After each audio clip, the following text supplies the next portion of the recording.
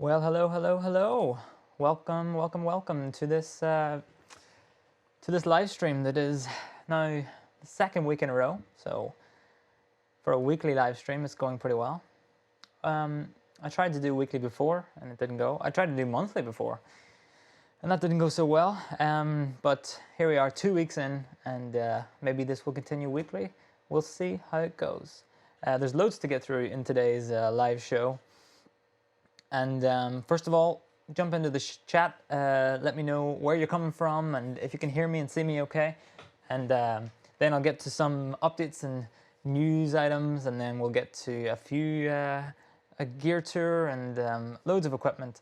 I can see some people already coming in saying where they're from. I'll pop into H2R Graphics and take a look here. Doug Johnson says, "Hi, hi John." I know where he's coming from. He's coming from Utah. Hi from Paris. We have sound is good. Meetup Video UK says sound is good, so that's good to hear. And hello from, let's see, hi from Portugal. Hi from Barcelona and Spain. Meetup UK says image is nice, 1080p 60. Excellent. We'll come to the equipment I'm using in a minute to get that 1080p 60 for sure. Hello from, oh, that was good. Hello from Latvia, Indiana, USA, and Portadown, Northern Ireland, not too far from where I'm from. Loads more coming in, but we'll come back to questions a little bit later in the show today, and we'll also be sure to throw those questions in now, and I can get to them later. I saw a few questions already come in at the start, and hopefully I can get to those. And if I don't get to those, there's two places after the show where you can find me and ask me questions. One of those places is livevideotech.today. That's the forum that Aaron Parecki set up, and I helped him minorly to do it. And that's one place that you can jump in and ask questions. It's like a normal forum, and ask questions, get answers from all sorts of people. And you'll see me on there sometimes answering some questions. And then the other way is on Discord, which you'll find a link below this video, and below all of the videos on this channel you'll find a link to the Discord where you can send messages and chat with other people who are interested in all this fun stuff. And then I guess the other way to get in touch is email, and just jump on the heretorecord.com into the contact section, and you can send me a message through there. And typically I get a bunch of those, especially after live streams, but I get a ton of those questions. And that's where you can find me and ask me all sorts of questions, whatever you might have, and I'll do my best to answer them, that's for sure. So first of all, before we jump into the equipment used, I just wanted to show some images from updates in the last 7 days or so. After last week's stream, Blackmagic had a broadcast where they introduced this new ATEM 2ME Advanced Panel. And they also introduced this whopping 4ME Advanced Panel, I think that's what they called it, which is, it's huge, as you could see if you watched the stream last week. I don't think it's something that I'm going to get on the channel here to test out, but they were kind enough to send me this advanced panel right here, which we'll take a look at a little bit later in the video. And I'll make a video about that in the future. So this is the 1ME advanced panel. It wasn't newly announced last week, but they showcased it in there. So we'll come to that. And then today, just now, they just finished the stream where they talked about a few other things. One of them was the Blackmagic Video Assist 3G. I have some notes that I wrote on that. It does 1080p 60 instead of the 12 gig one that they released a while back. It doesn't have USB recording, if I heard correctly, and it doesn't do Blackmagic RAW, which the USB recording is a shame for sure, but the Blackmagic RAW, I guess I can understand that. I guess the only real improvement of that over the previous HT model, which is the one I'm using to, you see me glancing the odd time above the camera. I don't like to do that, I don't mean to do that, but it just catches my eye over there. I'm using the 5-inch original HD Video Assist So it's great. I really like it. It's one of the best screens that I have, actually, that I often use for reference for things. The only improvement or difference on this one is it has, well, you can see my mouse, good. It has some more scopes, I believe, and it has a speaker at the top, you can see. So if something you already have the original 5-inch HD version, maybe this isn't worth it. But if you're in the market for a 7-inch monitor, and I think the Video Assist 7-inch would be a great one, and especially if you don't need that 12G, then I would stick with this 3G model. It might be a while before I need one again, but if I was going to get one, I would definitely grab this one. I just saw a quick comment there that that came in. Let's see, Morton said, oh, I clicked the wrong one. Never mind. Yeah, here it was. Sorry, Matt said, no USB recording, but it looks like the 5-inch model still had a USB-C port at the bottom. Yeah, I think that will be like for software updates. The 5-inch model that I have has an old USB mini port on it, and I believe that's the only way you can software update it, unless I'm mistaken. So I assume that's what that USB port is for. Morton, I'll come back to your comment a bit later.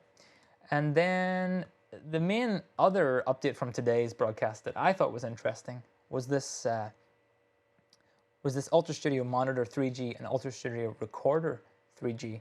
These are devices that I used a lot over the last number of years, and I really liked them. I have the Thunderbolt 2 ones, obviously, and some of the most popular videos on the channel have included those Thunderbolt 2 ones. So it's nice to see these Thunderbolt 3 ones finally come out, since I now have Thunderbolt 3 for all of my devices. So that's nice. That's nice. Maybe that's something that will get used. They're cheaper than the current models.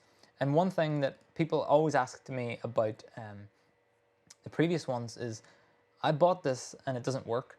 And the solution to their problem was that they were trying to put in 1080p 60 or 50 whenever the previous models only supported up to 1080p 30.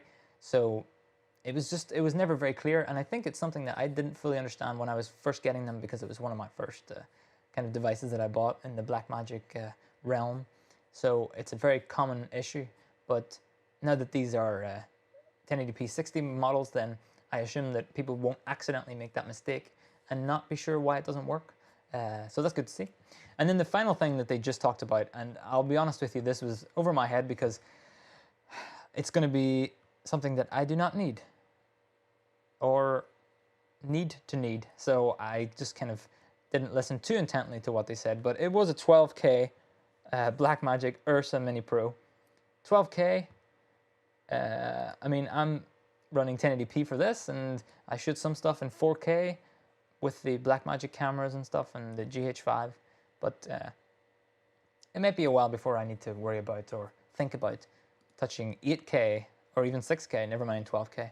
But always cool to see new updates and fun new products from Blackmagic. I'm hoping next week that they have another weekly live stream where they talk about ATEM stuff. That would be really nice. A new ATEM television studio, or updating some of the old, what I like to call the grey 4K ATEMs. Maybe they'll want to refresh those a little and come up with some new ATEM stuff. I was hoping for that last week, and I'm hoping for it next week, but maybe they're done for the year. So that's kind of what happened in the last 7 days. So let's talk about the gear I'm using now today for this production. Right bang in the middle of the table is the new item that arrived today, and it just arrived. Sorry, I'm just going to fix my microphone a little bit. It literally just arrived a few hours ago, so I have only just played with it. After last week's stream to YouTube on this channel, I watched Blackmagic stream, and they talked about these devices, and I said to them, could you please send me just the 1ME1? I would love to take a look at it, review it on the channel, or make a video about it. I don't know if it's going to be so much a review, but maybe it will be. But more of a video explainer, here's why you might want to get this thing. So they were kind enough to send it over, and as you can see here, it is on the table. It just arrived today. And and I just configured it to be working for the stream, and it seems to be working good so far. And I'm just getting to grips with it because there's plenty of options in there, but I have to say already I like it a lot. It's connected to my Television Studio HD, which you can just about see over here on the side. I'm pointing over there. That's my old rack case that I used to bring with me on gigs around Europe and when I used to shoot things on the road. So it's connected to that, and that's what's running the show today. And you connect this to that, and this, I didn't look at the price before this stream, but the price of this compared to that is significantly different. And then what else? What other gear am I using today? Yeah, so the Television Studio HD is running the camera switching, and I'm just recording this in the HyperDeck. I might never use that, but it's nice to have it. And I can see now that I forgot to wipe this card, so we'll see how that goes.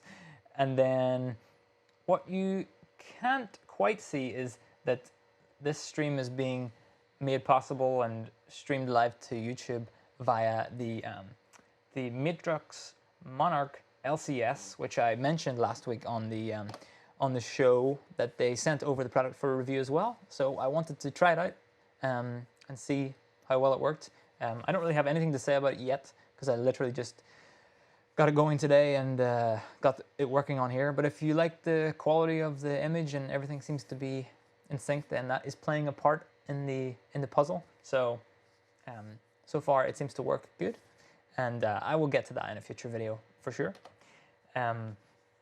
What else do I have? I have a iPad that played the music at the introduction there, so it's not really doing very much at all. And I have the multi-view over here. Not many cameras. I actually only have 4 sources coming in. Oh, actually only 3. I've got 3 cameras, and the multi-view is being looped back in again to the switcher, just so that I could try some stuff out. And otherwise, I actually have a monitor up here today that is not running vMix this time, but it's actually running the output of this computer is being split once into this monitor, which I can show you by throwing up a comment here.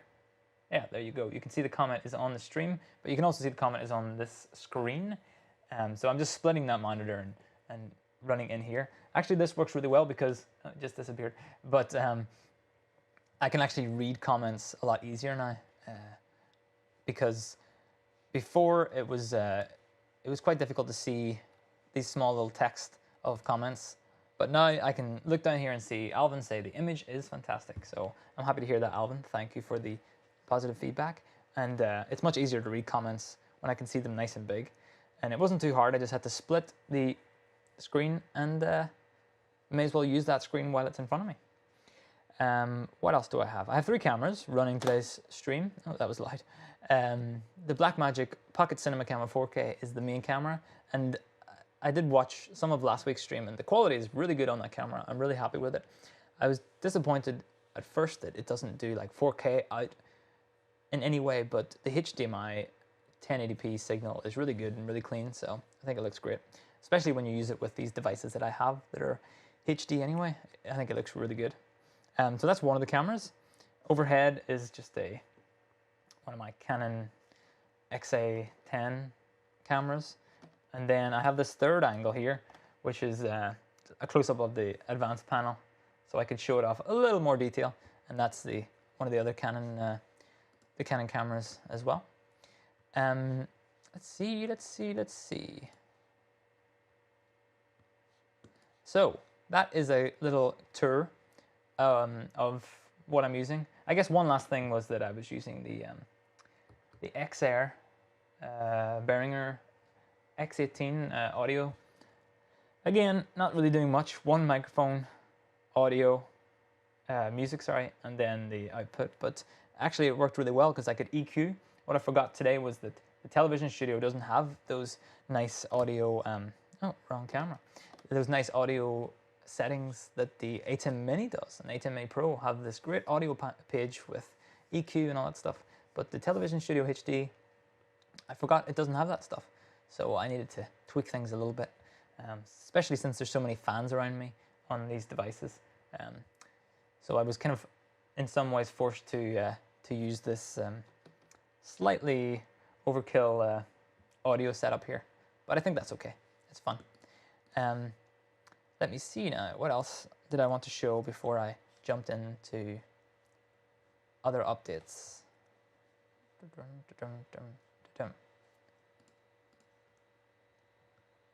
Yeah, okay. That was it, I guess. That was all of the equipment being used in this stream. So I think the next thing to do, I just want to go on a little tour of this this fun device that we have in front of us, the advanced panel. This is not going to be in any way a review, of course, because I literally played with it for a few hours today. It's been sitting on this desk, and I've been watching other stuff and eating lunch and all those fun things. And just every once in a while, I'll jump in and play with another button or two. So in time, I'll use it, and I'll come back with more thoughts on it and why you should or shouldn't grab one for yourself. But this is something I've thought from the start, actually, of doing this video production stuff, is real buttons are just really important. I used to use like an iPad and Touch OSC and all that stuff, but you could just not get that feedback, and you just weren't sure if you were going to press the right thing. I've been using Companion and Stream Deck for most of my gigs because I've been touring around, and I needed some lightweight small devices, so the Companion and Stream Deck is still very much an option, of course, but if you're sitting fixed in a location, you don't have to move things all the time, and you have the budget, then looking into other controllers like this one, I think, is automatically makes sense. Or if you always drive a van to your gigs, or if you have an OB van of some sort, then, I mean, you're going to want to get something like this. And why not let it be a Blackmagic one, I suppose, if you have Blackmagic gear. Things seem to work quite nicely together. So I've just thrown in my inputs and put some minorly colorful labels on some places and things like that.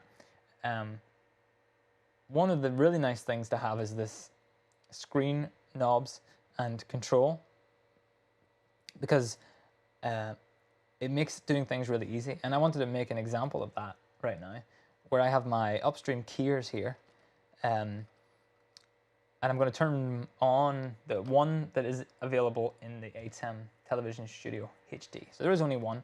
All these other ones don't do anything because I don't have any more. But that one's on, and you can see it's that little picture-in-picture box at the bottom.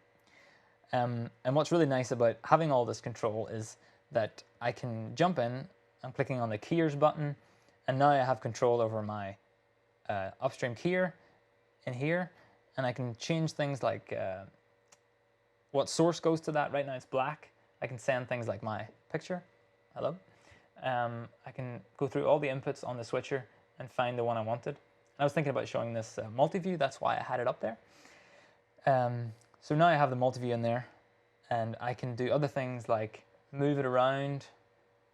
I wouldn't do this live on a show, but this is much easier than if you've ever used the I can zoom in and out. If you've ever used the ATEM software control interface to do this kind of stuff, then it's really difficult, I find, to click around and drag and look over to the screen and stuff like that. But this is obviously extremely intuitive. And I have some cropping on there because of a previous use case, so I can jump over to the mask here and just take away that mask. That's a huge nice thing to do.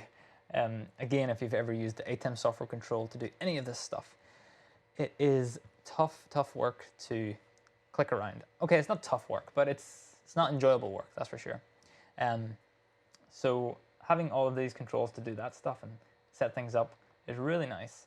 I think I'll just change this source now to, and you can do all this stuff really quick. So I'll change that to my picture so I can get a nice picture-in-picture up there. And you can see me working on the advanced panel. And heading over now to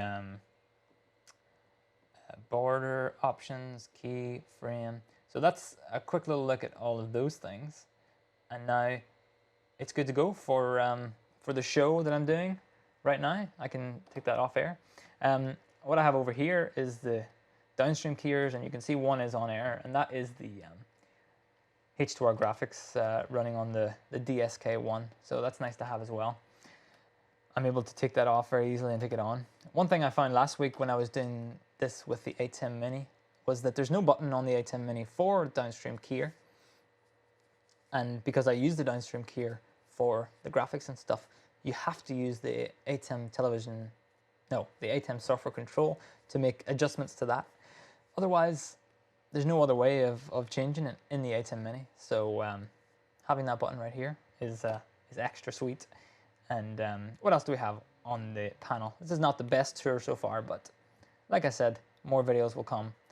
I have all the preview row at the bottom so I can switch between previews. I have the program row at the top so I can switch between those. I have shifts so I can get to extra things like go to color bars. And now we know that worked. Oh, there's the multi-view coming in. I have transition controls. I also have these macro controls, which is nice. So I only have 2 macros created right now. You can't quite read that, but it just says DSK1 auto on and DSK1 auto off. So I can just run these macros to turn my DSK on and off. And if I just launch a, I don't know, a comment up here. Let me see. Here's one. Beautiful pictures coming into Cape Town, South Africa. Great to hear it, but I can just take that off with a macro and put it back on again with a macro. So that's nice to have that quick access. Something that I really wanted to do in previous productions is get to macros fast. So being able to do that here is great. And then finally over here on the side, you can see ME buttons, and I only have 1 ME obviously on this switcher, but if I had more, I could press here and go to the other ones.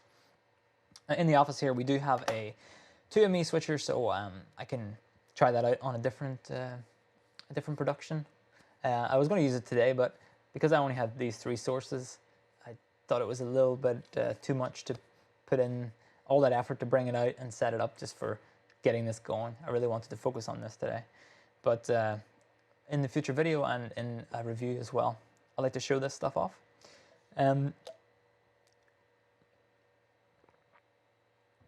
Yeah, and I see here we have a comment saying one of the biggest gripes about the ATEM Mini is why is there an upstream key button but not a DSK1? And that's true, and that's something I've definitely thought about too. It'd be nice to have that in there, or remap some of the buttons to be whatever you want them to be. But I doubt that's going to happen because they're printed on there. It seems odd to me to give a feature update, or sorry, a software update that now remaps some of those buttons because they've printed on them what they are. Do they want people to scratch off the labels or stick on their own labels? I would say that a future version might have some editable buttons, but I just have a feeling that the current one won't. Okay, so let's see if oh yeah, actually someone just sorry, DM said it is only labeled key, so you could redo that one. That's a good point. I'll give you that one. That's the one button that you're allowed to say that you could relabel for sure. But it would be great to see other ones relabeled too. So that is a quick little glance at the ATEM 1ME advanced panel. Like I said, more content to come about it in a future video, as I said a million times already actually. But it's fun to have it here. It's fun to try it out on this stream to see how well it works, and to see what it's like to operate as I sit here. So far it's been really good actually. I've enjoyed it. The buttons sound a lot louder probably than other ones, so like the ATEM Mini Pro, so maybe that's something that I need to take into account because it's sitting right beside me here. But I have lots of work to do on audio sweetening for future live streams anyway, so maybe I can cancel some of that out. This is not to keep, sadly, as much as I would love to hang on to this for the long term. This is just a little loaner product until such times as they want it back, or I'm done reviewing and chatting about it. Until then, I will try to make as many videos about it, or at least try to use it out and answer any questions about it that you might have. So if you do have any questions about this, and you really want one, and you want me to test something or try something, You can ask in the comments now, but preferably you would ask over email, and so send me a message about that, and I can try it out and try to include it in a future video, because that would be perfect to have some ideas about what should be tested. And I mean, I'd love to test it with ATEM Mini or stuff like that, but realistically, is somebody going to buy this to use with an ATEM Mini? It's very unlikely. It's possible, but very unlikely. So any thoughts or comments or ideas that you want me to try it out, then that's no problem. I'll be happy to do that. Update on the pricing here. Doug says $299.5 on the panel, so that is significantly more expensive than the switcher it is running, which was what, $700 or so. I can't remember now, but maybe closer to $1,000 actually. I'm thinking about a different currency, but yeah, still a lot more expensive than the switcher I'm using. We have some questions coming in, which is great. I'll probably be able to stream for another 10 minutes or so. So if you've got more questions, throw them in here. But really quickly, I'm going to take my key off air, which I will do with that button. It's nice to have all these buttons in front of me, so that I can just show you a few updates on H2R Graphics in the last, if I can find the right input. Where did I put it at? Oh, I'm just smashing through the buttons there, sorry. A few updates since last week on H2R Graphics. So, I've had loads of feedback from all sorts of people, and that's exactly what I want. I want all the feedback I can get, and then I can make it better. Everyone from, I mean, I know last week that Aaron has been using it for a few of his streams on YouTube, Aaron Parecki. Doug and Wit used it, sorry, for their current series of shows, and they both sent some feedback to me. So that was great to have. And I've gotten so many emails, of course, from other people all over the place, suggesting improvements and things that I wanted to already fix, things that I didn't even think of. So let's just take a quick look at some of those things right now. One of them is what you paste into this box for your live video URL. Now you can do live video URL or ID. So before I kind of wanted people to throw in the video ID, which is this one right here in the URL. But instead of making you find that, now you can just type or just paste in the full link to the watch page, and things work nicely. Or you can just paste in the ID of the video. That works too. You can paste. I keep saying type. Why would you want to type this? You can paste in just this part, which you can get sometimes, or you can paste in everything. It doesn't matter. It will probably work. If it doesn't work, then I'll probably have to fix it again. So that's one of the main updates. I'm just finding my update list here real quickly so I can get through all of them. I've changed things around a little bit so that things don't really go green anymore. That when you're showing them, they just go grayed out. I find using it that when they're green, it's really hard to see the difference between what's being shown and what's not. So now instead, you can just click on it. I'll click on this one. I don't know the answer to this one, so I'm just going to use it for an example now. And now it's grayed out instead. So at a glance, I can now see which ones I haven't gotten to and which ones I have. I think it's a little bit nicer to look at, but you can let me know. That's some of the smaller improvements. Some of the bigger ones are in the options section. And you'll see here already, there's one vertical offset. So what I can do is throw a comment on here. I'm going to use this one from Aaron. So excited to buy the UltraStudio. You can do a vertical offset, so you can decide where it goes. I like it around 8%, but you can put it up here at the top of your stream if you want. I'll put it there. And you'll notice what's happening in the background there is things are disappearing on me. And that's by choice, because I now have a duration in here. So this is whenever it'll hide by itself. I have it set up for 10 seconds, but you could put it on for as long as you wanted. You could put it on for 1 second, although I wouldn't recommend that. It's a bit too fast. But whatever feels right to you. 10 seems okay to me. It's enough time to read it. Maybe like 20 would be better, so it stays up for longer for other people to read. and then it goes away. I'm just going to make it a bit longer just for my future showing of these comments. The next thing down is the privacy mode. This is something people have asked me for as well. And what I'm able to do with privacy mode is actually, you'll see whenever I hit one of these, I can see the person's picture. Aaron, you don't really have one, so this is not a great example, but and their name as well. But if I turn on privacy mode, and I do the same one, now I can see that it's a comment from YouTube, and the same comment is here right now.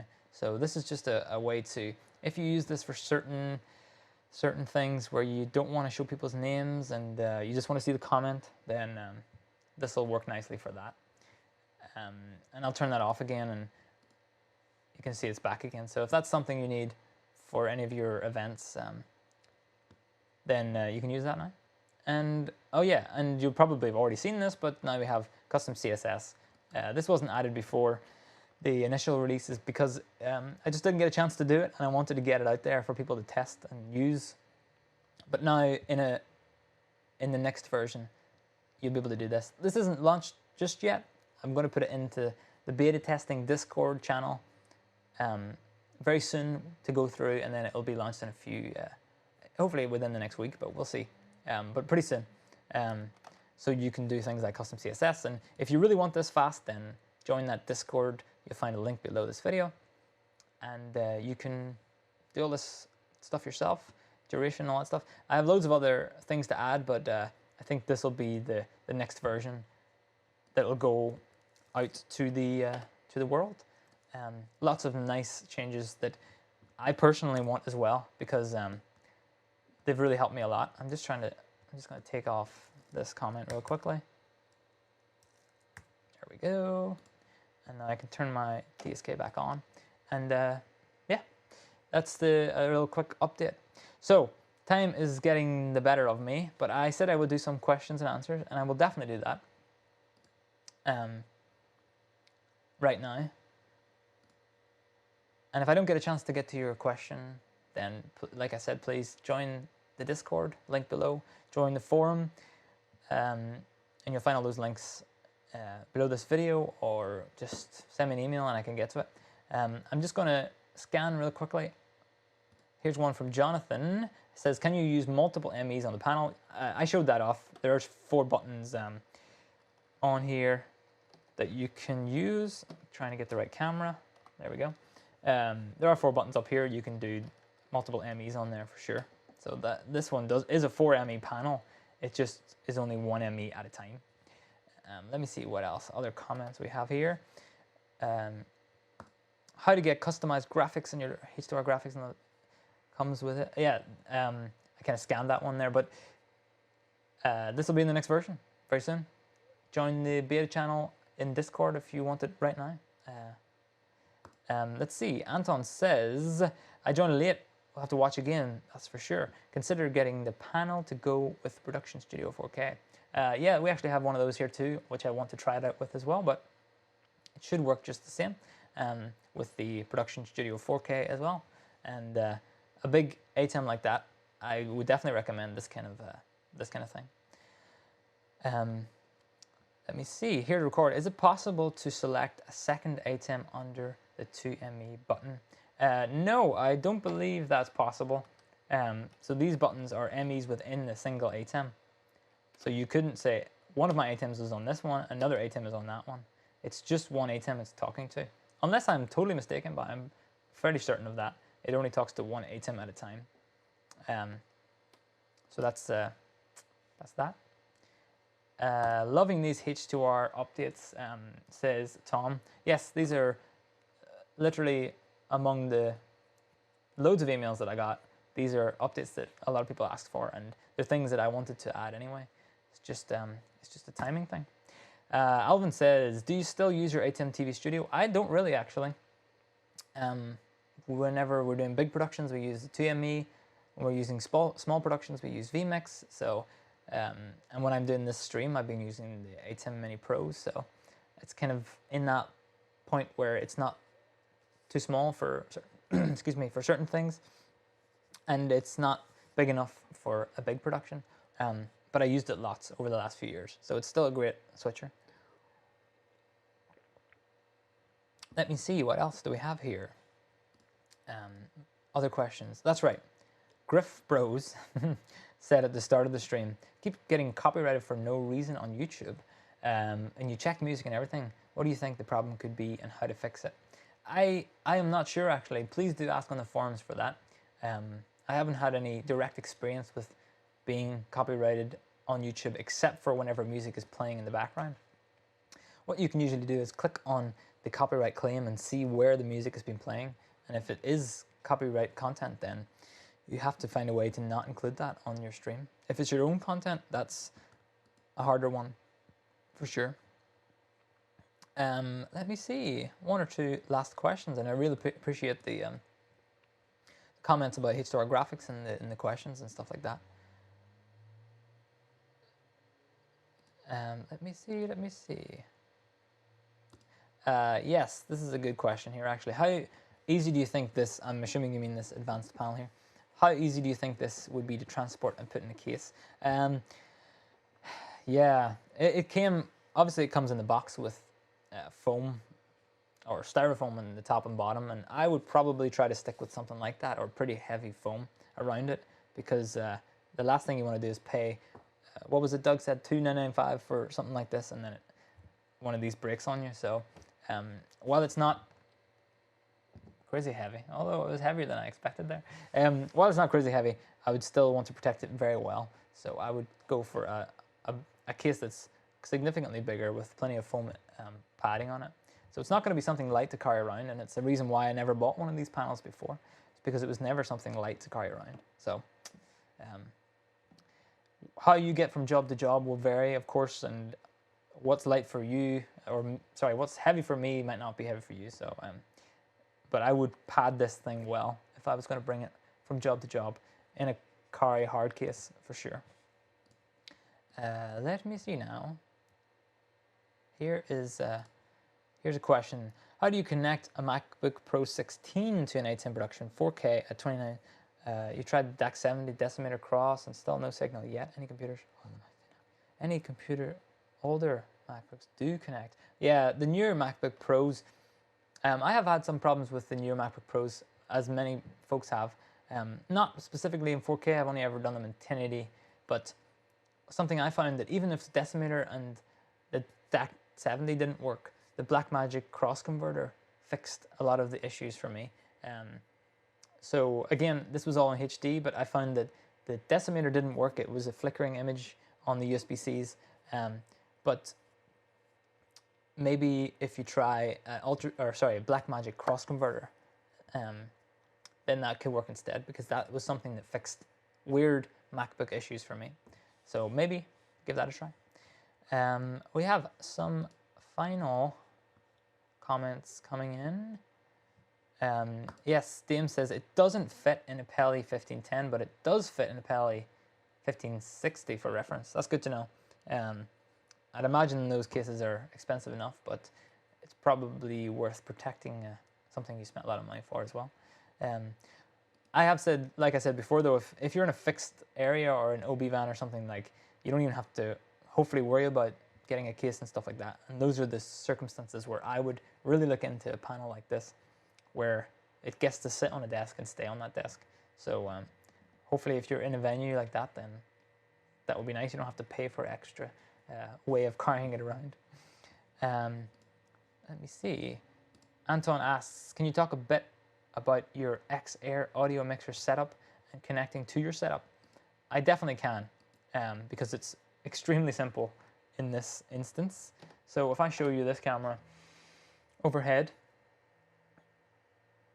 it's actually really simple. This microphone cable right here is attached to me. It's a lavalier lapel, whatever you call them, microphone, going into input number 2 here, and that is this one little panel, or what do they call them? Bank channel. There we go. I'm at a loss for words now. And then I have these 2 more here, which is the this analog in at the side coming from the iPad, and that's the music. And then this left and right, I'm actually only using one of those channels. This XLR cable here is going into the Blackmagic camera, and that brings the audio in at the same time as the video into the ATEM over here. So it's as simple as that. A couple of XLR cables, actually only one XLR cable, one microphone, and one connection to the iPad. So it's a pretty simple setup for audio for this one. And I'll finish with one last question, which is a good one from Tom, which was, is your dinner getting cold? And no, it's not. I managed to have some dinner before this stream went out, so I was lucky enough to get that. And you can see me as I try desperately to start up the music for the outro. But I appreciate you coming by and watching the stream today. Thanks for all the questions. Thanks for all the comments and all the thoughts on H2R Graphics over the last week. And I guess until next week, I'll see you in the, well, hopefully I'll see you again next week for another live stream. So thanks for watching, and bye-bye.